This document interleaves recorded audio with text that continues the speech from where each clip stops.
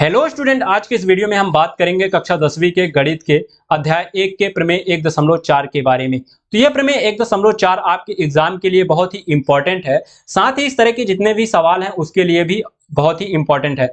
अगर आपने इसे प्रूव करना सीख लिया तो इस तरह के सभी सवाल को आप प्रूव कर सकते हैं। तो चलिए आज इसे हम प्रूव करते हैं इस वीडियो में। तो ये कह रहा है कि √2 एक अपरिमेय संख्या है, तो इसे हम प्रूव करेंगे कॉन्ट्राडिक्शन मेथड से। अब यहाँ पास ये कॉन्ट्राडिक्शन मेथड क्या होता है कि जिस चीज को हमें प्रूव करना होता है उसके हम जस्ट इसको विपरीत मान लेते हैं। मान लीजिए कि हमें घोड़ा को प्रूव करना है कि वो घोड़ा है, तो जस्ट उसके विपरीत हम मान लेंगे कि वो क्या है, गधा है। ठीक है। अब यहाँ पास जब हम उसे गधा मान लेंगे और हम जब कैलकुलेट करेंगे तो यहाँ पास हम पाएंगे कि वो गधा नहीं है। अब जब गधा नहीं है तो क्या है, घोड़ा है। यानी कि वहां पास हम गलत साबित हो जाएंगे और जो हमने माना उसका विरोधाभास हो जाएगा, है ना। सो यहाँ पास इससे प्रूव हो जाएगा कि वो घोड़ा है। इसी तरह यहाँ पास हम क्या करेंगे, √2 को क्या मान लेंगे, परिमेय संख्या मान लेंगे और जब हम इसे कैलकुलेट करेंगे तो जो भी हमने माना है वो गलत हो जाएगा, है ना। और वहां पास विरोधाभास हो जाएगा हमारी मानी गई बातों का। तो यहां पास उससे प्रूव हो जाएगा कि √2 एक अपरिमेय संख्या है।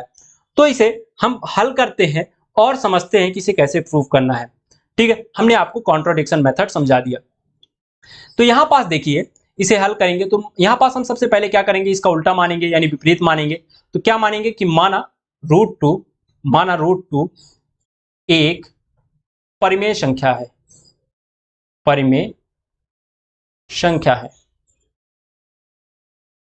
अब जब ये परिमेय संख्या है तो इसे हम p/q के रूप में व्यक्त कर सकते हैं। यानी कि जो आपका √2 है, जो भी परिमेय संख्या होता है उसे हम p/q के रूप में व्यक्त कर सकते हैं। यही डिफिनीशन है, जहां q आपका 0 के बराबर नहीं होता, है ना, यही डिफिनीशन है। सो यहां पास हम √2 को क्या कर सकते हैं, p/q के रूप में व्यक्त कर सकते हैं। अब जब हम इसे p/q के रूप में व्यक्त कर सकते हैं तो अब हम इसका सिंपलेस्ट फॉर्म भी लिख सकते हैं। सिंपलेस्ट फॉर्म मतलब कैसे, कि मान लीजिए कि आपके पास क्या है, 15/25 है, 15/25 है। तो हम क्या करेंगे, इसको जब तक कटेगा तो काट देंगे। तो ये 3 से कट रहा है और ये 5 से कट रहा है, यानी कि इसका सिंपलेस्ट फॉर्म क्या होगा, 3/5। आप इसे ऐसे भी काट सकते हैं कि आप 15 का फैक्टर निकाल लीजिए, यानी गुणनखंड निकाल लीजिए। 15 का फैक्टर क्या होगा, 3 × 5 होगा। और यहां पास 25 का फैक्टर क्या होगा, 5 × 5 होगा। अब इसमें जो कॉमन है उसे काट दीजिए, है ना। ऐसे आप निकाल सकते हैं। तो इसका सिंपलेस्ट फॉर्म क्या हुआ, 3/5। यहां आपका 3 बटा और 5, 3 बचा और 5 बचा। ठीक है, तो इसका सिंपलेस्ट फॉर्म क्या हो गया, 3/5। यानी कि इसे हम सहभाज्य कह सकते हैं कि ये इसका सहभाज्य। ठीक है, यानी जो ये 15/25 है उसका सहभाज्य 3 और 5 है। ठीक है, इसी तरह √2 का भी एक सहभाज्य होगा, यानी सिंपलेस्ट फॉर्म होगा, है ना। तो मान लेते हैं कि √2 का सिंपलेस्ट फॉर्म क्या है, यानी सहभाज्य क्या है, a है और a/b है। ठीक है, ये हम मान लेते हैं। तो चलिए यहां पास हम लिख देते हैं कि √2 का जो सहभाज्य है वो क्या है, a/b। तो यहां पास आपको बताना पड़ेगा कि a और b क्या है। तो यहां बता दीजिए कि जहां a और b सहभाज्य है, सहभाज्य है, सहभाज्य है। यानी कि इसके मतलब सहभाज्य का मतलब क्या होता है कि हम जो भी परिमेय संख्या लिखें उसको काटे, उसको काटने के बाद वो स्वयं के अलावा फिर किसी से विभाजित ना हो। ठीक है, जो अंतिम उसका परिणाम है वो स्वयं के अलावा किसी से विभाजित ना हो, उसके अलावा कुछ ना हो। ठीक है, ये होता है सहभाज्य। ठीक है, तो यहां पास हमने इसका क्या निकाल लिया, सहभाज्य निकाल लिया। अब यहां पास क्या करेंगे, देखिए यहां पास a और b का हम क्या निकाल देंगे, गुणनखंड निकाल देंगे। ऐसा कोई तिगड़म लगाएंगे। ठीक है, तो यहां पास a और b का हमें कोई गुणनखंड निकालना है। ठीक है, इसके लिए हमें क्या करना पड़ेगा, a और b का मान चाहिए, है ना। तो चलिए यहां पास हम क्या करते हैं कि √2 = a/b में हम तिर्यक गुणा कर देते हैं, यानी क्रॉस मल्टीपल कर देते हैं। ठीक है, तो यहां पास हम जब √2 का गुणा b से करेंगे और a का गुणा इसके बटे में कुछ नहीं है तो 1 है, यानी 1 से करेंगे तो हमें क्या मिलेगा, देखिए यहां पास तो √2 का b से गुणा होगा तो √2b मिलेगा। और जब a का गुणा 1 से होगा तो क्या मिलेगा, हमें a मिलेगा, है ना। सो ये हो गया। अब इसके बाद क्या करेंगे, हमें किसका मान चाहिए, a का गुणनखंड चाहिए। तो √2 तो गुणनखंड होगा नहीं।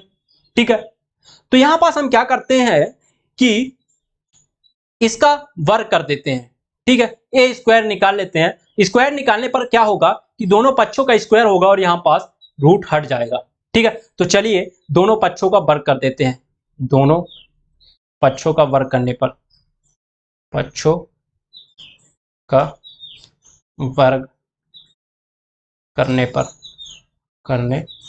पर ठीक है। सो ये हो गया, चलिए वर्ग करिए। तो जब हम √2b का वर्ग करेंगे और इधर किसका a का वर्ग करेंगे, है ना, तो इसे कैलकुलेट करते हैं तो ये हो जाएगा √2 का √2 से गुणा होगा तो 2 हो जाएगा और b का गुणा b से हो जाएगा तो b स्क्वायर हो जाएगा। इसी तरह a का गुणा a से होगा तो a स्क्वायर हो जाएगा, है ना, ऐसा है। अब यहाँ पास एक चीज देखिए, ये क्या है, a square is equal to 2b square, यानी कि इसे हम ऐसा लिख सकते हैं ना, a square is equal to 2b square. तब आप कह सकते हैं कि a square is equal to 2b square है। सो यहाँ पास क्या है, इक्वल में है, ठीक है, यानी कि हम जब 2 को इधर पक्षांतर करेंगे तो ये इसके मल्टीपल में है तो इसके डिवाइड में आ जाएगा, और जब डिवाइड में आ जाएगा और इसे विभाजित करेगा तो इसका मतलब क्या होगा कि जो 2 है वो क्या है, फैक्टर है किसका, a स्क्वायर का।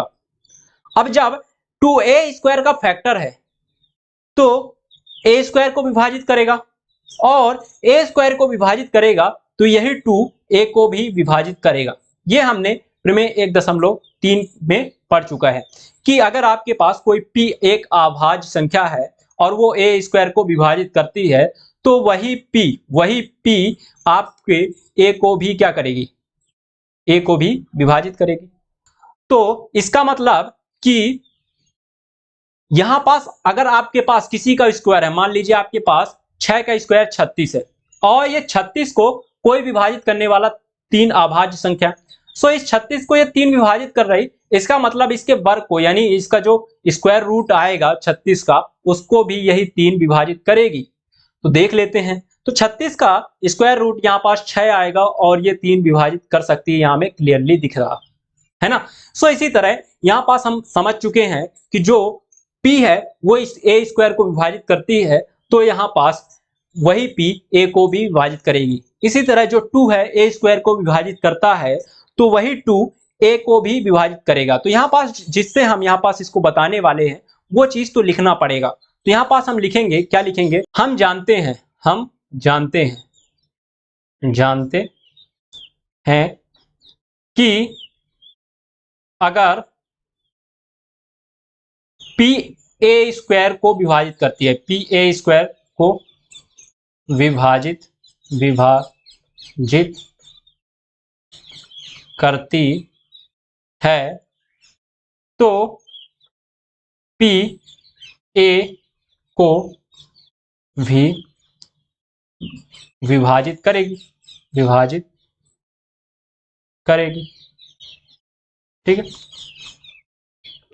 तो यहां पास क्या हुआ कि जो 2 है वो a स्क्वायर को विभाजित करती है, तो इससे ये हमें मालूम चला कि 2 a को भी क्या करेगी, विभाजित करेगी।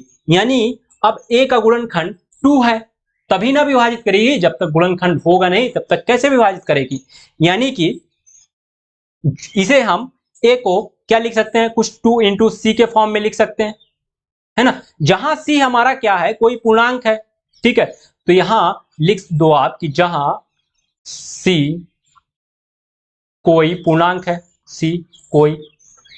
है, इसको हमने कैसे लिखा, देखो जो 2 है a स्क्वायर को विभाजित करती है तो 2 a को भी विभाजित करेगी, है ना।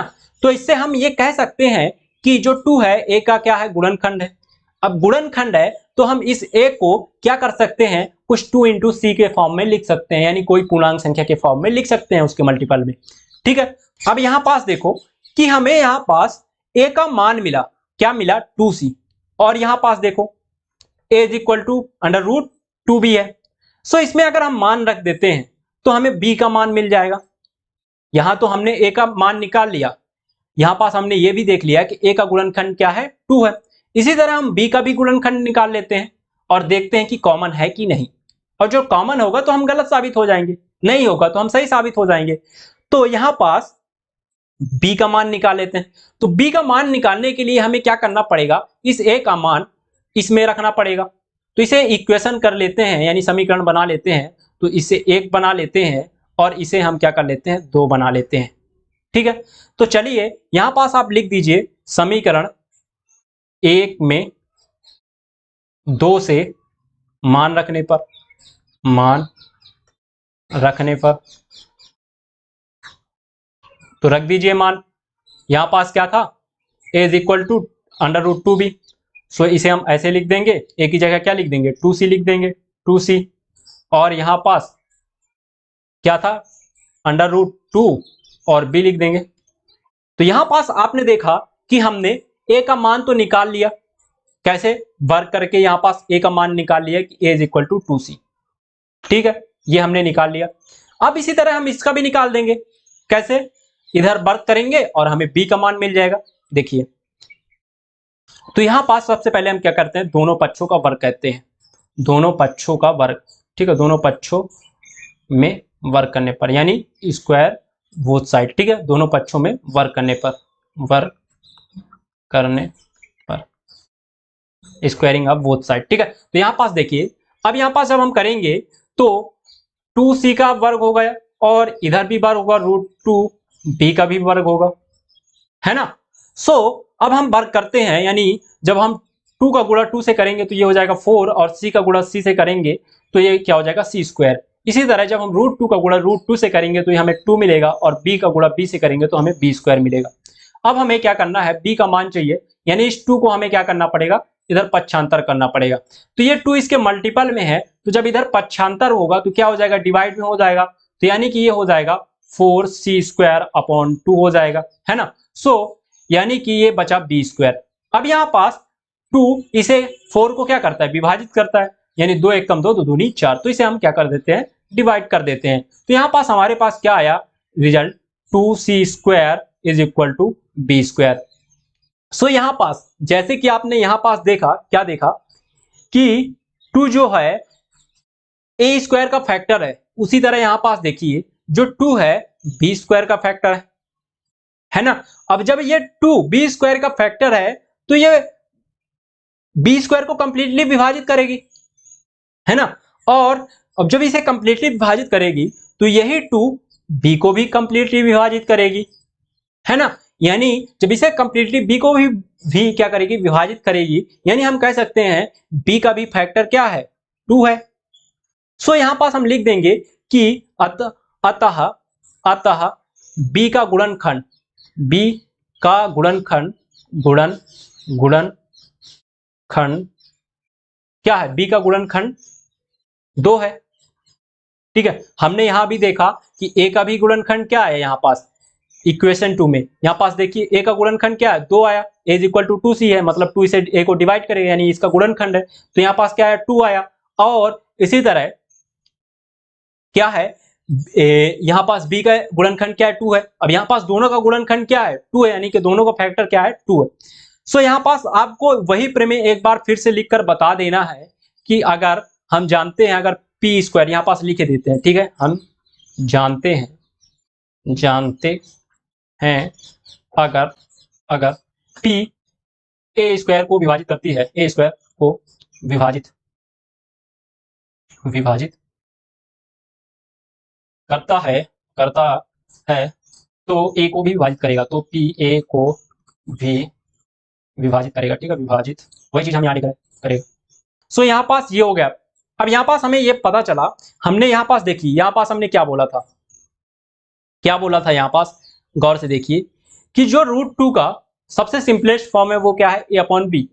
अब इसके अलावा कोई भी इसका उभयनिष्ठ नहीं है, यानी कि कॉमन फैक्टर नहीं है ना। सो यहां पास जैसे कि हमने इसका बोला था कि 15/25 का कोई भी यहां पास क्या नहीं है, अब कॉमन फैक्टर नहीं है, इसे काटने के बाद 3/5 ही है।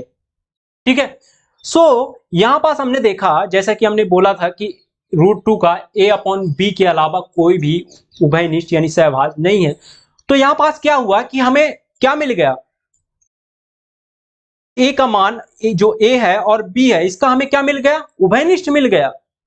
यानी हमने जो बोला था यहां पास a का कॉमन फैक्टर 2 मिल गया, और इसी तरह हमें बी का भी कॉमन फैक्टर यानी गुणनखंड जो है 2 मिल गया, यानी दोनों में कॉमन क्या है 2, उभयनिष्ठ, यानी फैक्टर हमें दोनों का फैक्टर क्या मिल गया 2, यानी कि ये कॉमन है ना। और हमने क्या बोला था, यहां पास a अपॉन बी के अलावा कुछ है नहीं, मतलब एक के अलावा कोई यहां पास जो भी इसका वो होगा, इसे डिवाइड करने के बाद फाइनल बचेगा वो 1/1 होगा, इसके अलावा कुछ नहीं होगा। तो यहां पास हमें एक और मिल रहा है कि इसका 2/2 भी है।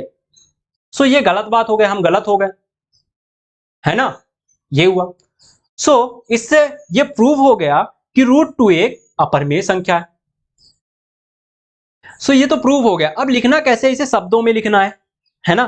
तो इसे शब्दों में कैसे लिखेंगे, देखिए यहां पास, तो चलिए यहां पास लिखते हैं, क्या लिखेंगे, अतः ए और बी, ए और बी जो हमने बोला वही चीज हम लिख देंगे, ए और बी में कम से कम, कम से कम, कम एक उभयनिष्ठ, एक उभयनिष्ठ, एक उभयनिष्ठ क्या है 2 है, ठीक है, एक उभयनिष्ठ 2 है।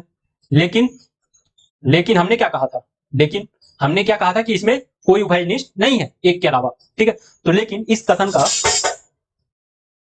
तो लेकिन इससे इससे इस कथन का, कथन का क्या हो रहा, विरोधाभास होता है, विरोधाभास होता है कौन सी कथन का, कि ए और बी का एक के अलावा, एक के अलावा कोई उभयनिष्ठ गुणनखंड नहीं है, ठीक है। इसका तो हमने जो बोला था कि ए और बी का एक के अलावा कोई उभयनिष्ठ गुणनखंड नहीं है ना, इसका विरोधाभास हो रहा है, मतलब ये गलत हो रहा है ना। अतः तो क्यों गलत हो रहा बताइए भैया उसको। अतः हमें यह विरोधाभास, अतः हमें यह विरोधाभास इसलिए प्राप्त हुआ, या इस कारण से प्राप्त हुआ, इस कारण से प्राप्त हुआ, क्योंकि हम एक गलत कल्पना कर लिए थे, हम एक गलत कल्पना